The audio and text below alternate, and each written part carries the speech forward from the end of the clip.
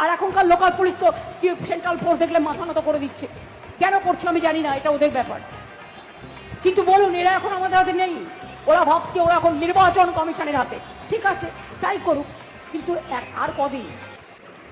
দেখুন আমাদের মাননীয়া ঠিক কত দুঃখ, মানে পুলিশরা কেন কেন্দ্রীয় বাহিনী দেখে মাথা নত করছে, কেন পুলিশরা কেন্দ্রের কথায় চলছে বা কেন্দ্রের কথা শুনছে, কেন পুলিশরা আমাদের মাননীয়ার কথা শুনছে না, আমাদের মাননীয়ার হাতে নেই।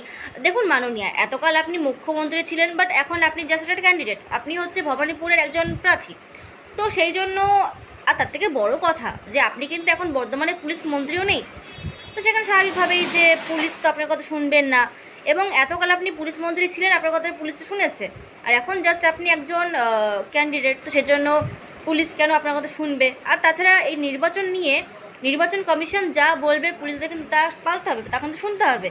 তো এখন পুলিশ জাস্ট নির্বাচন কমিশনের কথাগুলো শুনছে, মানে আমাদের পশ্চিমবঙ্গে শান্তিপূর্ণ ভোট করানো বা ইত্যাদি ইত্যাদি, মানে যে সমস্ত কাজগুলো নির্বাচন কমিশন দিচ্ছে সেই সমস্ত কাজগুলো কিন্তু পুলিশ করছে। এবং আপনি দুঃখ পাবেন না, কষ্ট পাবেন না। আমি জানি যে এতকাল এই যে 15টা বছর পুলিশ আপনার হাতে ছিল, আপনি যা বলেছেন পুলিশ তাই করেছে, তাই আপনার হয়তো দুঃখ লাগছে, কষ্ট লাগছে। তো ব্যাস এটাই বলবো যে দুঃখ পাবেন না, কষ্ট পাবেন না। এই 2026-এ তো আপনি আশা করি যা মনে হচ্ছে, মানে মনে হচ্ছে সরি, মানে আপনি তো আর ক্ষমতায় যেতে আসতে পারবেন না।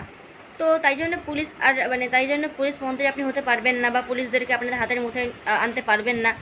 তো 2031 সালে কি 32 সালে যখন আবারও ইলেকশন হবে, তখন আপনি আবারও ভোটে দাঁড়াবেন। যদি আপনি জিতে আসতে পারেন, যদি আপনি আবারও মুখ্যমন্ত্রী হন, তখন আপনি আবার না হয় পুলিশ মন্ত্রী হওয়ার অ্যাপ্লাই করবেন। তাহলে তখন যদি আপনি পুলিশ মন্ত্রী হতে পারেন, তাহলে আপনি আবার পুলিশদেরকে গত 15 বছর ধরে যেভাবে খাটিয়ে এসেছেন, যত আপনার আঙুলের ইশারায় নাচিয়ে এসেছেন, তো সেটাই না হয় করবেন।